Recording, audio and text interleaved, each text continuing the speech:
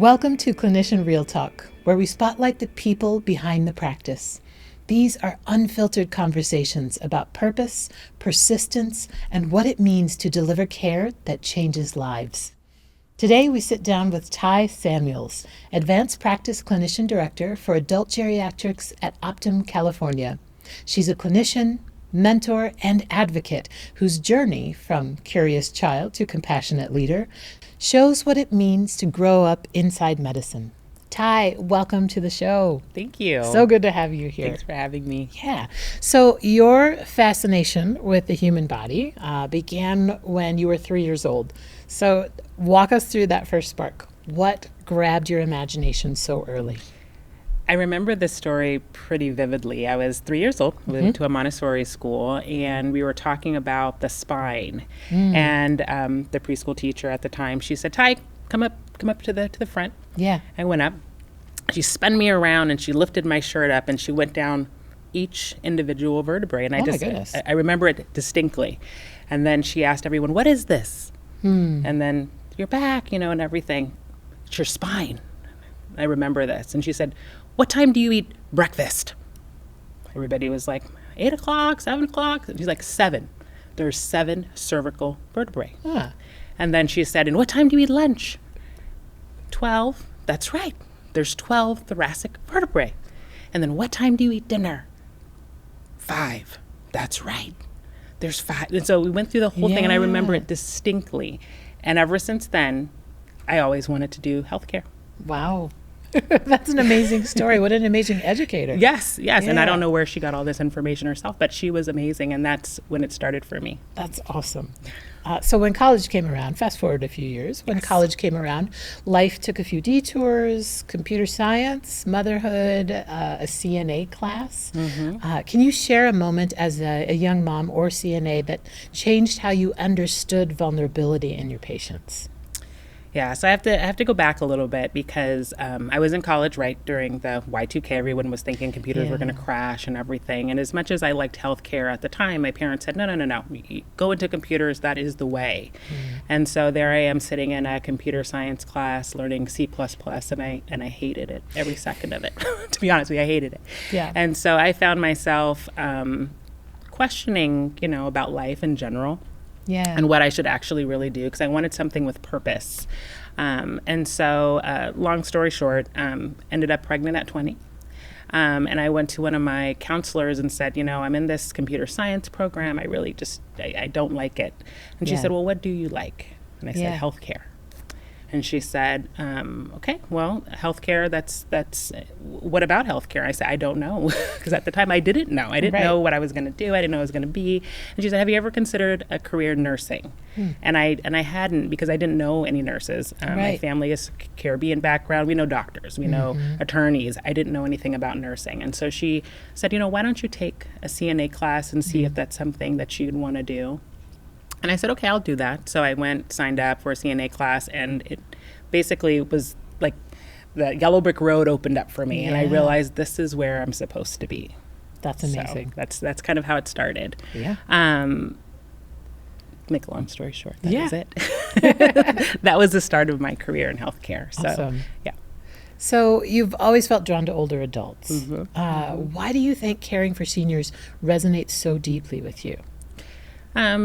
So when I was in high school, I did a lot of volunteering at senior centers and things like that, and activities. And they always had a story to tell, about their life, about their history, about their purpose, and it all resonated with me because it was a learning tool. And I think that's kind of what happened when I went into healthcare to begin with. In that CNA class, I was in a nursing home, and those same stories about how people actually came to their purpose, and that's kind of what happened with me with the CNA program and talking to the counselor. And so I just connected with them on a deeper level for me. Yeah.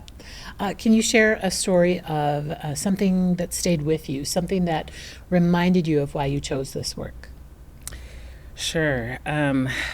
There's lots of stories. I have lots of patient stories that I can share. One of my first loves is always patients that have memory or cognitive issues. And there was a patient not too long ago, it was a couple of weeks ago, and his son had come in, and his son lived out of state. Okay. And he had been falling a lot at home, and he lived there with his older sister, and they had a caregiver and things like that. And he said, Dad, he's having such a hard time. He's not remembering anything. He tells me all these stories. He makes up all these stories every time I call him. And I said, okay. And so I said, well, I asked the patient, I said, what kind of work did you do? And as it turned out, he was literally a rocket scientist. And so I asked him, what did you do today, before you came into your appointment? And he had a very elaborate story. I mean, he told me about the color of his sheets. He made his bed, and his son is there shaking his head the whole time, like, no, none of that happened, which is true, which is very true. But when you hear these kind of stories in patients with cognitive difficulties, it resonates because those details are who they are. Yeah. And so, when providing instructions, I wrote it down, and he was very thankful. I put, 1, 2, 3, 4. I was very detailed with how I described everything.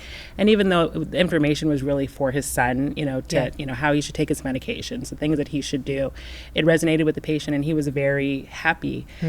Even though I know, he probably wouldn't remember and the information was for him, but he respected that. Yeah. So, and that's part of, why I do what I do.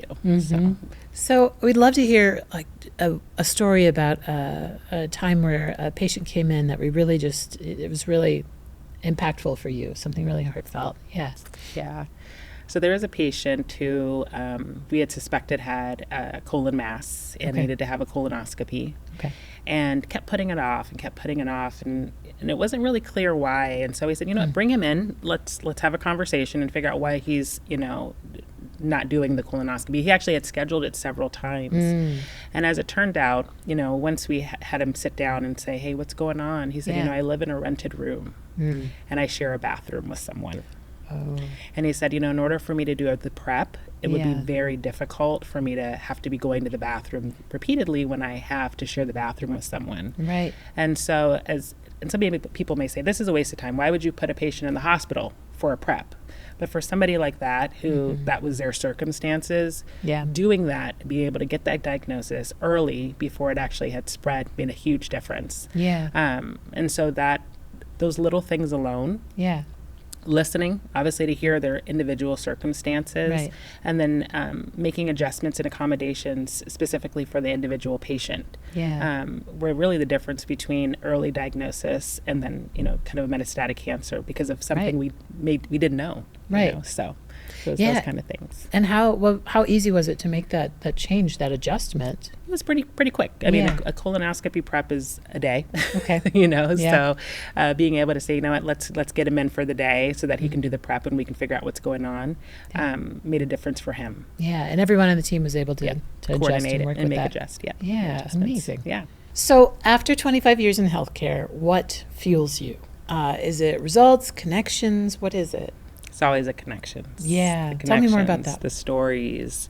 It's always, we have busy days. Healthcare, it's not easy. A lot of hard stories. There's good stories as well. Yeah. But being able to connect with the patients, meet them where they are. And with every encounter that I have, like before I go into the room, I have to make myself reset, right? Because sometimes I'll go into a room and the energy is very high, depending upon what the circumstances are for the patient. Sometimes I go in and the energy is very low, and so I have to reset and I have to feel that. So I can meet the patient where they are, opposed to them meeting me where I am. I have to meet them, and that connection is what kind of establishes rapport. Some of the patients I've never seen before, and allows them to kind of disclose so that I can really help them. Awesome. So. Yeah. What does that reset look like? Really, just in a few words. Kind of recentering and realizing it's not for me; it's for them. That's why I'm doing what I do. So. Yeah. Well, that's a very good way to think about it. How do you keep that sense of presence alive in addition to that reset, especially on hard days? Remembering why I'm here. Yeah. Obviously it's for me. I love doing what I do. It's for my family. It's to extend kind of the care and commitment to patients, so that they understand that, sometimes I'm not able to cure them, because sometimes patients come in and they really are hoping for a cure. But being honest with them and admitting, like me, sometimes I don't know. I'm not quite sure what's going on with you, but we're going to try to figure it out, type of thing. Yeah, I think that's kind of the heart of it. Yeah, yeah. Talk about every patient deserving to feel seen and heard, even in a 20-minute visit. Like you mentioned people wanting a cure. Like, how does that need to feel seen and heard come up even in a short visit? I mean, even in a short visit, it comes through in their stories for the most part. And I think that's, when I think back even to myself when I was, a young CNA trying to figure out what I wanted to do. And I remember the counselor sat there and listened to my story, even the story I told you about me, as a toddler, in the Montessori program. And so listening to their story is really what connects us, and understanding what they're really there for. Because oftentimes patients come in for one thing and they don't always say it explicitly. Yeah. Sometimes they'll say, oh no, I have a cold, and I'll have to say, is there anything else? Are you sure? Is there anything else?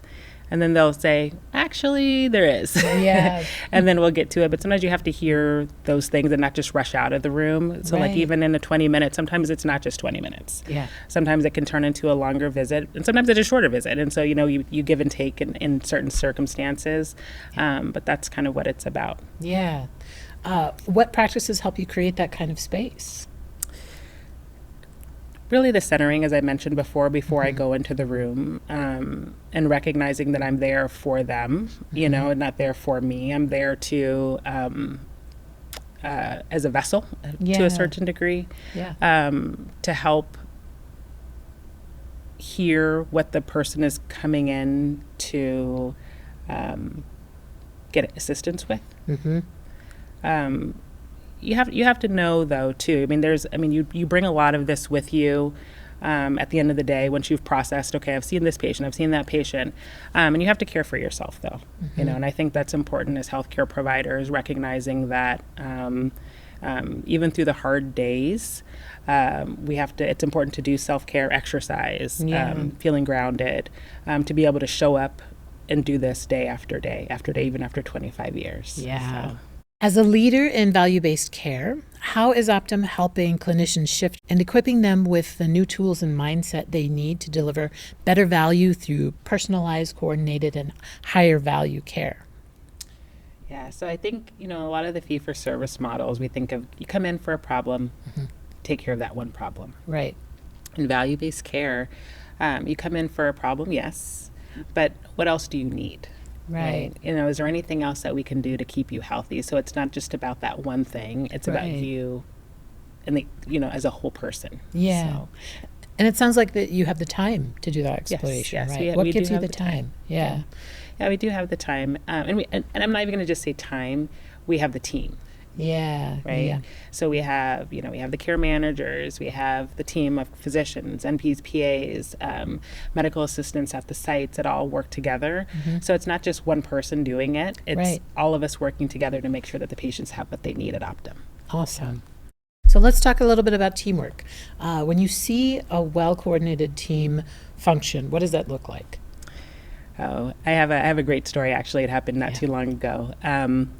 The last patient of the day, he had come in, he was in his walker, and his legs were very swollen, and one leg I could see had some weeping and some drainage, and he came in, and I could see he was having a hard time. He was in pain. Yeah. But he came in and he said, "Oh, I've never seen you before," because as I mentioned, I've seen patients. A lot of them have never seen me before, and I've never seen them. Right. And he had a smile. He said, "Are you new?" And I said, "No, I'm not new. I'm filling in today." And he said, "Oh, where's my regular doctor?" And I said, "He's on paternity leave." And he said, "I didn't know he was expecting," which made me laugh because it was his doctor is a man, so it was kind of funny. Anyway, so I listened to what was going on with him, and then I know I needed to get some dressings for his legs and stuff. And when I opened the door, the medical assistant was literally right there. And she was like, oh, did you need to dress his leg? And I was like, I do, actually. Perfect. And she's like, I already told the LVN she's getting supplies. And I was like, well, that's amazing. They're on it over here because I go to different offices. And so the LVN, she came right around the corner before I could even close the door. And then there happened to be a pharmacy downstairs, and I told him, we need to get a prescription for you. And he said, I came on transportation. And I said, okay, there's actually a pharmacy downstairs. Do you want me to send it to the pharmacy? He said, that would be perfect. I didn't even think of that. And we were able to get the medication sent downstairs. And the LVN, before I even had finished, she was like, did you want home health? I said, yes. And she was like, I saw you put the order in. I'm going to call them and see if they can see him next week. And so I didn't see him next week. We had rearranged for him to have an appointment. And so next week, I looked back just to see, had everything fallen into place the way I expected, and it had. Home health had gone out on that Monday. He had his appointment on a Thursday, and I was like, this is perfect. This is what this is all about, you know, and it all worked out because everyone anticipated what the next person needed. And so that's truly what collaboration is. And even if someone doesn't know, being available to say, hey, I don't know, what can I do, to make this smooth for the patient. So amazing. Can you share a story where collaboration between clinicians completely changed a patient outcome? So that person, it seems like folks were on it right away. Tell me another story about how the outcome may have changed. So I have a patient where I actually needed to have her at the hospital. Really significant anemia, and contacted one of the hospitalists and let them know, this patient is very anemic. She's going to come in. She's going to go through the emergency room at this particular facility. And they said, yeah, we're here. We'll keep an eye out for her. She was discharged within 2 days. They knew she was coming. They contacted the ER doc, let the ER doc know, we just need to type and cross. This is what's happening. I'd given them a full story. It was a fibroids, and she was having some menorrhagia. So, it worked out, and the patient was great. Discharged, got back to work, and she was like, thank you. So, it's sometimes it's just those little things, that help the patient, because patients have to go to work too, and so she's like, I just need a transfusion. So that it worked out perfect. Awesome. Yeah. How do moments like that change the clinician experience? I think coordination and being able to connect directly with, every member of the healthcare team makes a huge difference, because a lot of times it's time. Even though we're at work, patients have to go to work too. And if you put yourself in a patient's shoes, even though you're sick, we have other responsibilities, right? Family, work, elderly parents, and so making sure that everything is coordinated in a timely fashion. Makes all the difference for everyone, because patients get the care they need. And their health outcomes are better. So. Do you think those interactions where everyone leans in help clinicians reconnect to the why behind what they do? Oh, absolutely. I think we all love to have a good story outcome, when a patient gets what they need and the time they need it. And there's circumstances where, even in the best care coordinated situations, things don't always work out. But even being able to anticipate that and prepare the patient, we're going to do this, this, and this. This is what we expect, good or bad, so that they understand, what the limitations could potentially be, makes a big difference too. So it sounds like you kind of grew up as a clinician at Optum. What made this place different from day one? Well, I literally did grow up here.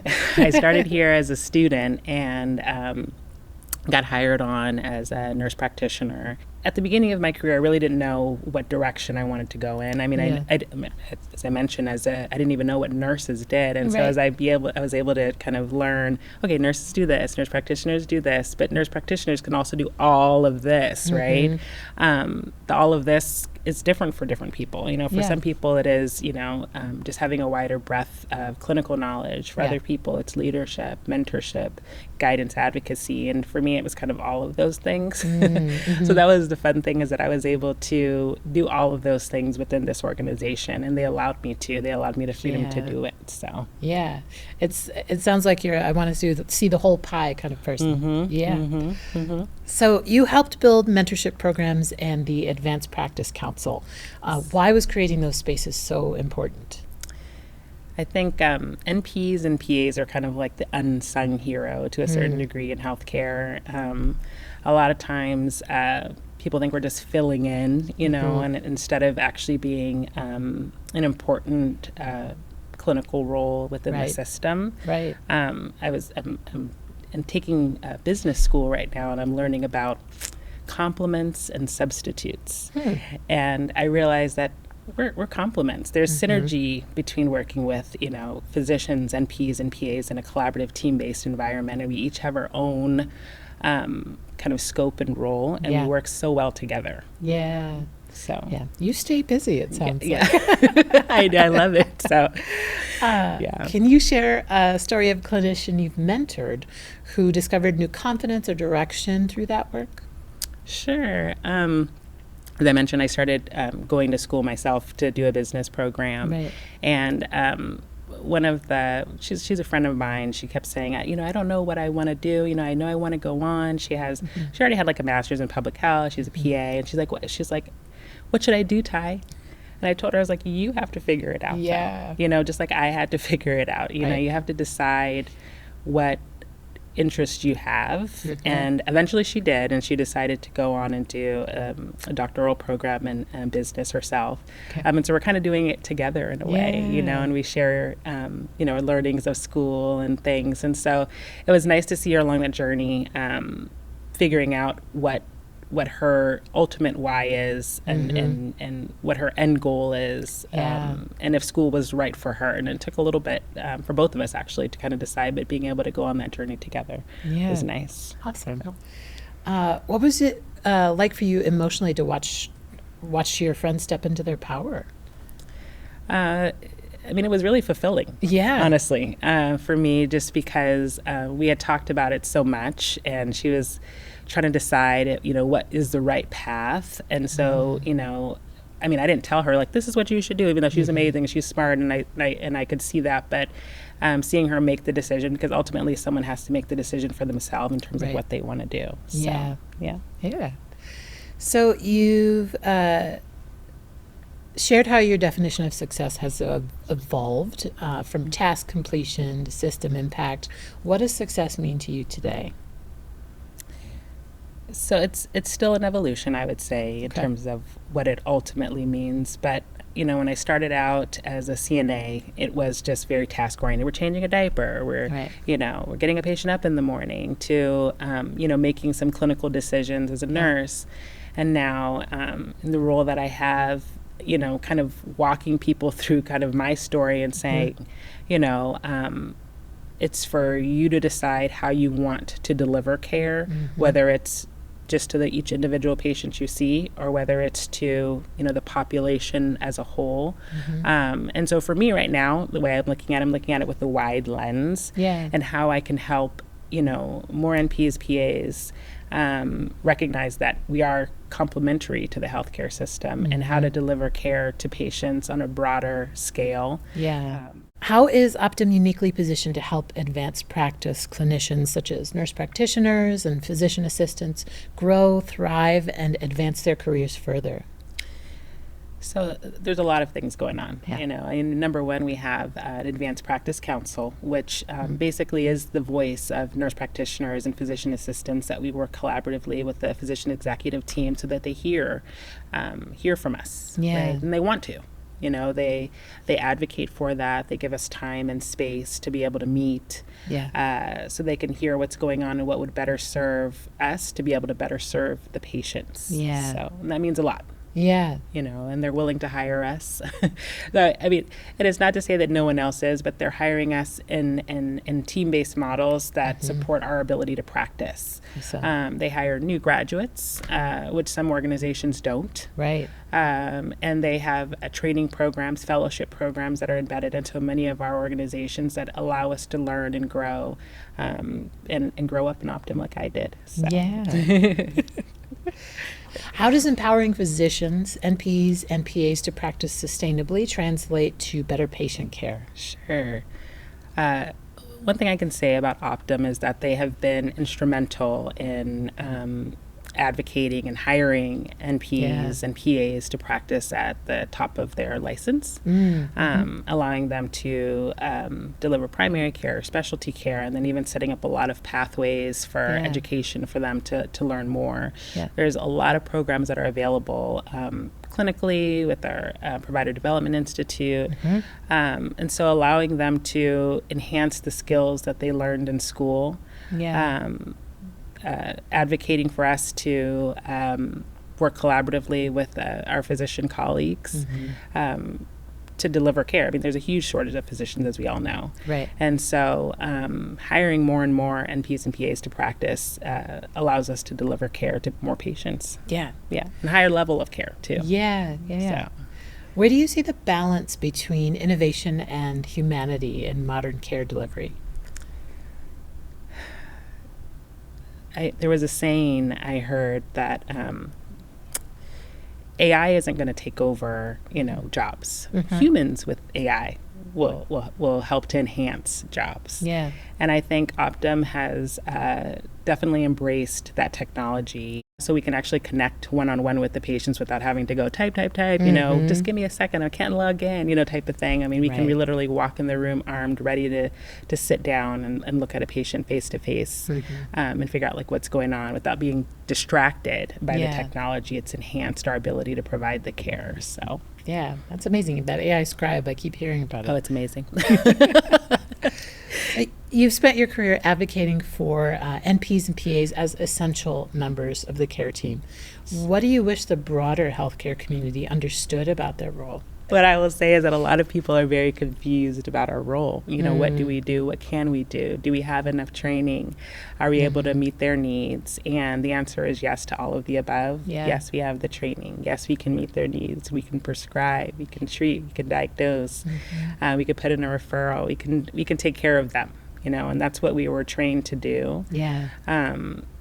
Is care for patients, and there's primary care. A lot of us were trained in primary care. There's specialty as well. I'm in primary care, and I think that's where the biggest needs are. Primary care, I look at it as like the gatekeepers of absolutely of medicine to a certain degree, because we can see do you need the specialist? Is it something we can't manage, or we shouldn't be managing, or that has a higher level of specialization that's required. So I mean, I think that's the main message, is that we can care for them. So you've talked about how Optum really listens to clinicians. What does that look like in action? Clinicians see patients, right? And so in Optum listening to clinicians, they're listening to patients and what they need. And how we can better serve them and care for them to provide the high level of care that they need. So there's the information is flowing both ways then. It is. Okay. It is. So talk about an example where clinician feedback directly influenced how Optum delivers care or designs workflows. Sure. I think there's been a lot of conversation about administrative burden. That's our inbox, that's our notes. And there's plenty of times when I'll log on at night and I'll see, hey, someone's already logging in as well. They're taking care of stuff too. There's a message back to me from someone after hours. And so part of utilizing technology is to reduce some of that administrative burden. Because the administrative burden is required. A lot of the refills and the notes and everything that helps the communication keep flowing. But there's simpler ways of doing it. And I think that they're hearing that, and it allows us to deliver better care. So I want to thank you so much for being here with us today, telling us about your story, your beginning, your origin story, so to speak, and appreciate everything you've shared. Thank you. I appreciate it. Tai's journey reminds us that every clinician's story is a story of courage, of choosing curiosity, connection, and care again and again. If you're a clinician looking for a model that supports your independence, simplifies your workflow, and helps you bring care where it's needed most, this is your sign. Take the quick readiness quiz in the show notes to see how prepared you are to thrive in value-based care. And subscribe to Clinician Real Talk for more real conversations with clinicians making real impact. Keep leading with purpose and care. See you next time.